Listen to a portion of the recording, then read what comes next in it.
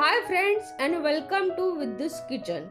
सबसे पहले आपको मकर संक्रांति की हार्दिक शुभकामनाएं। इसलिए आज हम बनाने जा रहे हैं तिल और गुड़ की रोटी।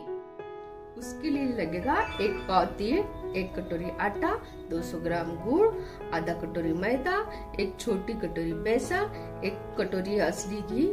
आप वनस्पति घी का भी उपयोग कर सकते हैं। 2 टेबलस्पून ऑयल, आधा टीस्पून नमक और 5 इलायची और आधा इंच जायफल को मैंने पहले से ही बारीक करके रखा है और थोड़ा सा खोबरा किस। सबसे पहले अपन डो बनाने की तैयारी कर देते हैं। मैंने सबसे पहले आटा ले लिया है, फिर मैदा ऐड कर रही हूँ, फिर हाफ टी स्पून नमक ऐड कर रही हूँ और 2 टीस्पून ऑयल डाल रही हूँ। इसको अच्छी तरह से मिक्स कर लीजिए। अब अच्छी तरह से मिक्स हो चुका है अपना, और इसको धीरे धीरे पानी डालते हुए इसको गूंथना है। पानी थोड़ा थोड़ा करके ही डालिए। और हमें ये डो ज्यादा सख्त भी बनाना नहीं है और पूरन पोली जैसा एकदम नरम भी नहीं बनाना चाहिए। इस तरह से थोड़ा थोड़ा पानी डाल के आप डो बना लीजिए। अब अपना डो अच्छी तरह से बन चुका है। थोड़ा सा ऑयल लीजिए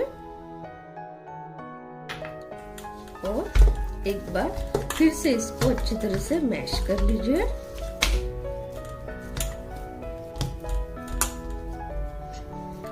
और इसे 20 से 25 मिनट तक ढकने के लिए, रेस्ट करने के लिए रख दीजिए।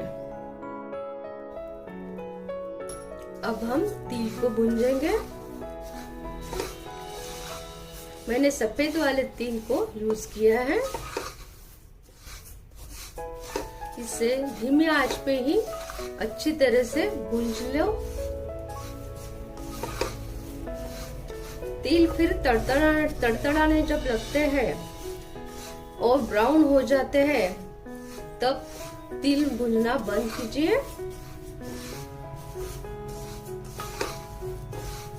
आप चाहे तो ब्राउन भी तिल यूज कर सकते हैं।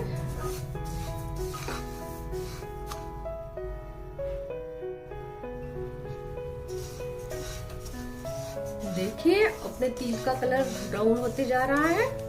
इसे लगातार हिलाते रहिए, नहीं तो अपने तिल जलेंगे।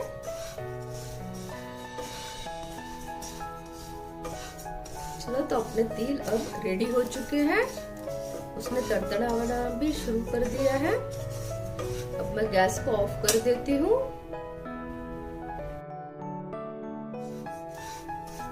इसे मैं ठंडा होने के लिए अब रख देती हूँ और मिक्सर में दरदरा पीस लेती हूँ।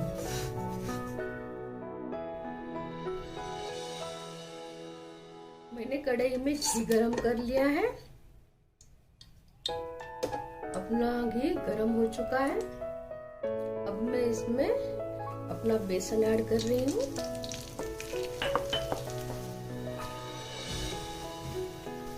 और इसको भी धीमी आंच पे ही भूनना चाहिए और लगातार हिलाते रहना चाहिए।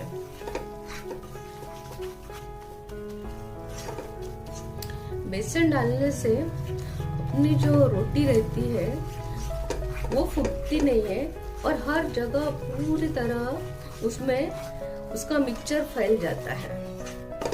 इसलिए बेसन डालना बहुत जरूरी है। बेसन को ब्राउन होने तक इसको पकाना चाहिए।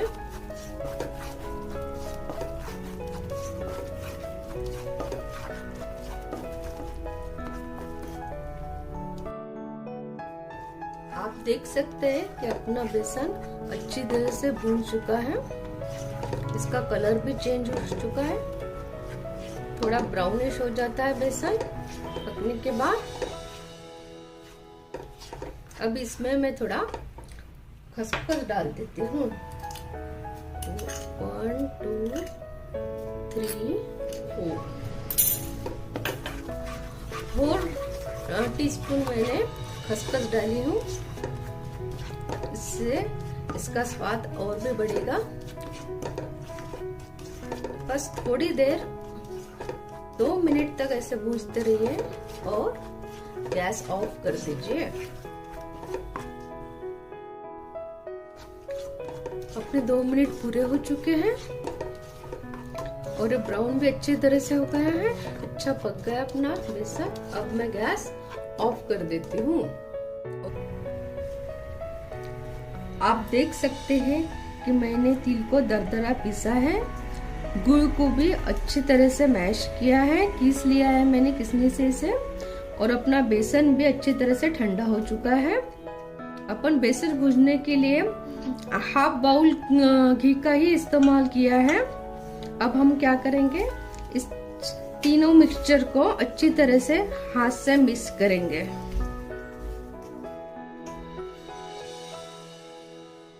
और ये जो हमने बारीक इलायची पाउडर किया था वो भी इस पे डाल देंगे। इलायची और जायफल इसमें मिक्स किया है, उससे अच्छी तरह से स्वाद आता है।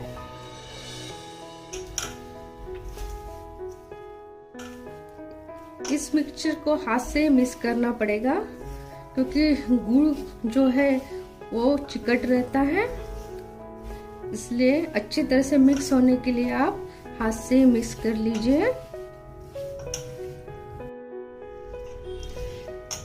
यह मिक्सचर तो मिक्स हो चुका है। अब इसे थोड़ा और सॉफ्ट बनाने के लिए अपन थोड़ा सा दूध डाल देते हैं।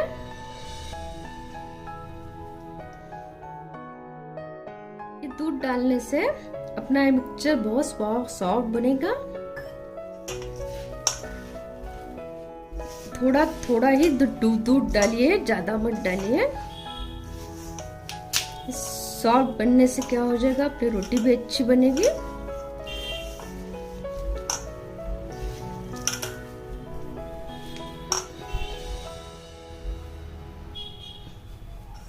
आप देख सकते हैं कि पूरी आटे जैसा यह गूंद लिया गया है, बढ़िया।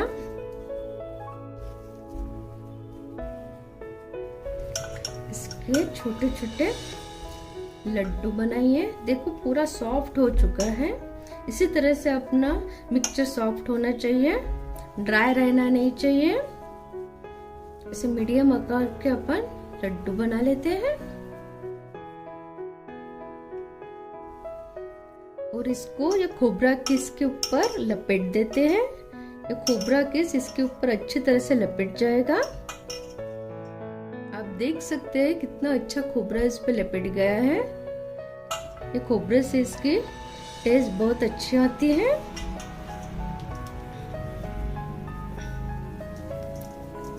ऐसा दूसरा भी लड्डू बना लेते हैं।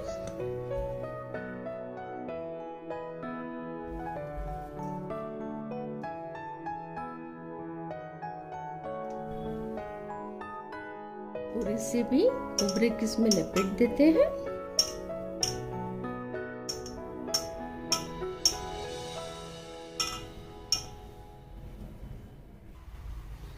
आप देख सकते हैं अपना आटा अच्छी तरह से मिक्स हो चुका है, सॉफ्ट भी बन चुका है। अब इसको थोड़ा सा अपन घी लगाते हैं और एक बार फिर मिक्स कर देते हैं।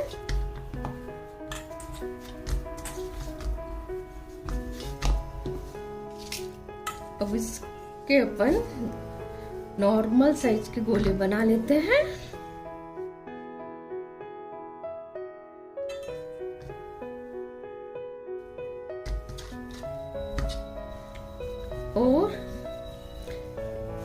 और आटे की सहायता से इसको वाटी जैसा शेप देते हैं।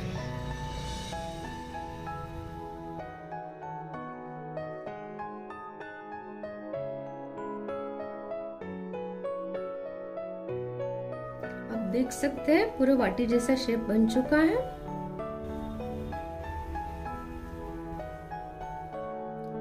अब हमें तिल गुड़ का लड्डू इसमें डाल देते हैं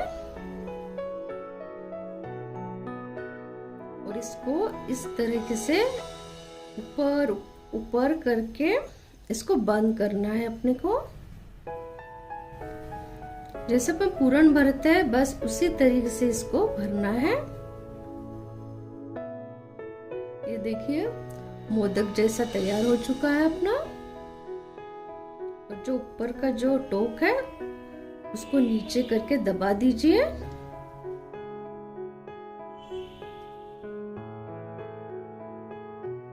और इसे हल्के हाथ से अब हम आटा के सहायता से बेलेंगे।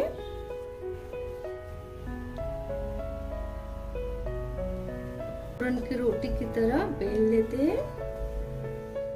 थोड़ा धीरे धीरे बेलिए।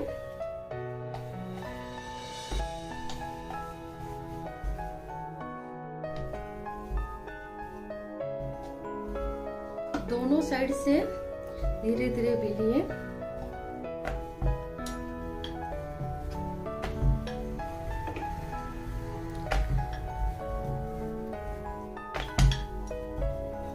ये रोटी सबको पसंद आती है और सही में बहुत डिलीशियस लगती है।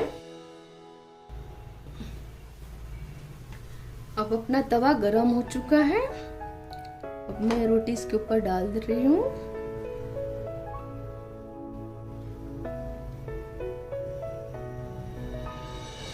इसे दोनों साइड से अच्छी तरह से ब्राउन होने तक पकाना है हमें।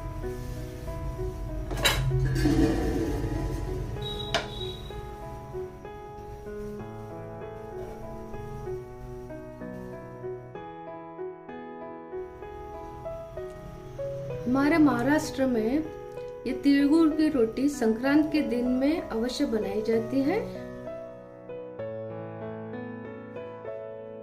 अब मैं उलट रही हूँ। थोड़ा मैं फ्लेम बढ़ा रही हूँ।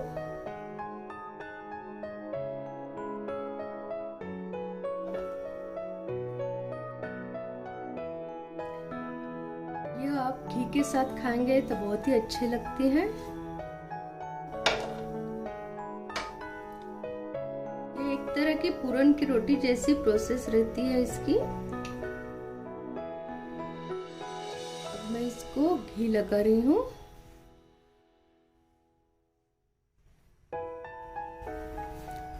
देखिए अपनी रोटी फूल रही है।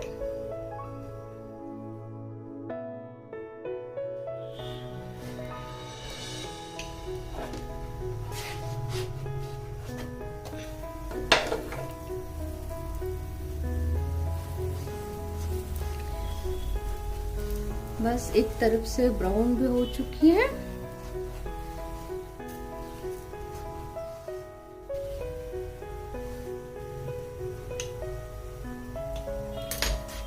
आप चम्मच से भी घी लगा सकते हैं।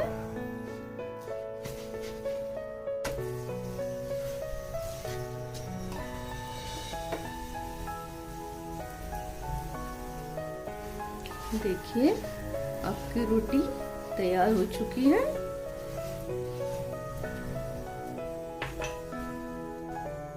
मैं इसे अब एक प्लेट में निकाल लेती हूँ। देखिए इसका कलर भी बहुत बढ़िया आया है। इसी तरह से इसका ब्राउन कलर आना चाहिए, यानी पूरी तरह से पक जाती है। नहीं तो कोई कच्चापन रह गया तो अच्छी भी नहीं लगती। अब मैं गैस ऑफ कर देती हूँ और इसको एक प्लेट पे रखती हूँ। इसी तरह से आप दूसरी भी रोटी बना लीजिए।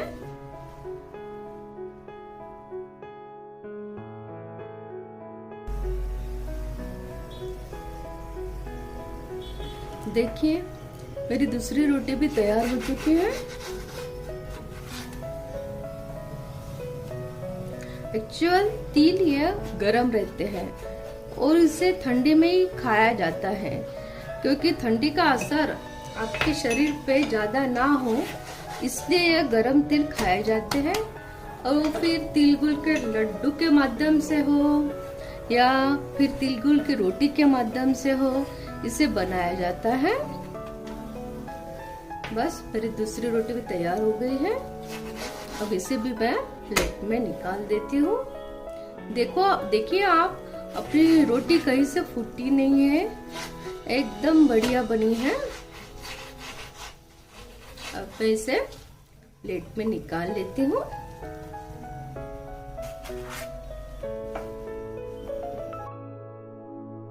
तो लीजिए, तैयार हो चुकी है अपनी स्वादिष्ट डिलीशियस तिल गुड़ की रोटी। इसे घी के साथ खाइए या आपको जैसे भी पसंद हो वैसे खाइए। आपको मेरा वीडियो पसंद आया हो तो जरूर लाइक, शेयर और सब्सक्राइब कीजिए। Thank you.